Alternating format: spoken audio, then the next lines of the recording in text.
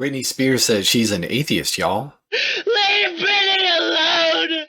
In a recent recording on Instagram, Spears said that if God really existed, she wouldn't have suffered or lost the ability to make her own decisions for the past 13 years. Quote, God would not have allowed that to happen to me if God existed.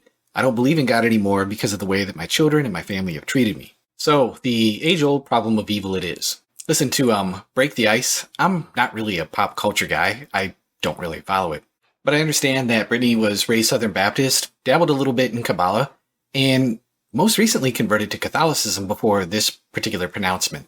Some of the Christian reactions that I've seen online is that Britney's faith must have been really shallow, but I actually can empathize a little bit with her thinking. I actually really know what it's like to question the existence of God over being mistreated by my family. Now, I don't normally get biographical, but growing up, both my parents were alcoholics. They were constantly fighting with each other. My dad at times could be emotionally abusive. My mom was just kind of disconnected, and it often felt like I was on my own. I really hated my life growing up as a kid. As a teenager, I ended up falling into the wrong crowd, and that wrong crowd included other kids who were also from broken homes. You know the phrase, misery loves company. I ended up dabbling in drugs, getting involved with gangs, and a lot of my friends ended up getting arrested, going to juvenile hall. It was a mess. And during that time, I looked around at the world around me, and I saw all the pain, the sorrow, natural disasters, floods, famines, wars, and just my friends who came from all of these horrible homes. And I just assumed that God couldn't possibly exist given that much suffering. Now, I totally understand that neither Britney or my teenage self is going to be confused with David Hume or J.L. Mackie anytime soon. So let's take a look at this argument in its logical form. Premise 1, if God exists, he is all-powerful, all-knowing, and perfectly good. Premise 2, if God is all-powerful, he can prevent evil. Premise 3, if God is all-knowing, he is aware of any possibility of evil. Premise 4, if God is perfectly good, he always wishes to prevent any evil. Premise 5, if God can prevent evil and is aware of any possibility of evil, and he always wishes to prevent any evil, then there is no evil. Premise 6, there is evil.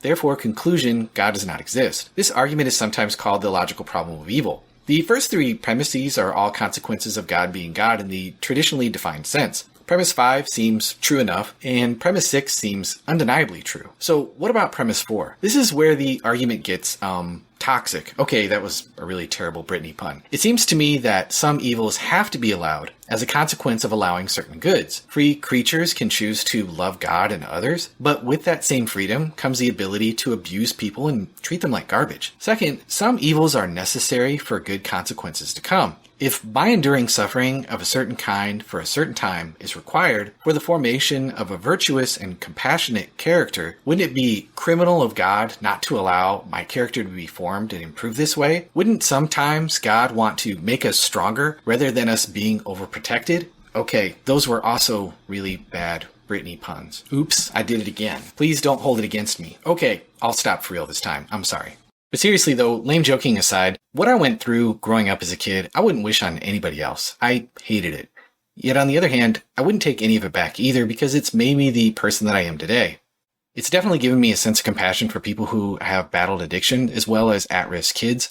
It's driven me to do things like go to juvenile halls and minister to kids there, as well as work in my church's before and after school program, which deals with a lot of poor kids and kids who are at risk. I've also since been reconciled to my parents. My dad is no longer an alcoholic, and my mom became a Christian before she died suddenly in her sleep about 16 years ago.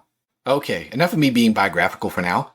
At this point, the atheist could probably shift strategies and say that maybe God does have some reasons to allow some evil, but surely he wouldn't allow this much evil. This is commonly referred to as the evidential problem of evil by philosophers, and I think it's a much more defensible move, although ultimately I don't think that it works. There are a couple things to consider here. First, there's the matter of diminishing returns. If there may be good reasons for God's permitting some evil and suffering, then those same reasons may prima facie apply to other instances of evil and suffering as well. Once we admit that God may have reasons for allowing one person to be abused by their family, for example, there's no obvious barrier to the application of those same reasons to thousands of other cases.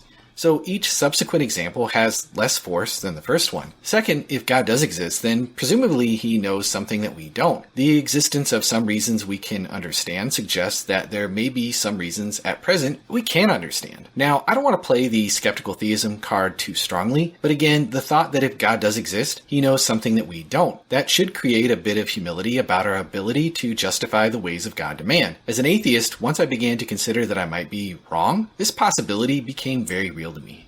Finally, on the Christian view, the world and human nature isn't the way that it's supposed to be. Things have been twisted off in a way that gives rise to natural and moral evils, yet God stepped in human history in human flesh. Jesus didn't sit idly by in the face of evil. He rebuked religious oppressors, he healed the sick, he cast out demons, and he felt the rejection and abuse that we all feel. His own brothers didn't believe him, one of his own disciples betrayed him, his own followers didn't understand him and abandoned him in his darkest hour. He was abused by Romans and Israelites alike and hung on a bloody cross. And he told his followers to expect similar abuse. We're not worshiping some generic benevolent deity who wants everyone to avoid getting hurt and have a good time, but one who told us to expect sorrows, but to be of good cheer because he overcame the world.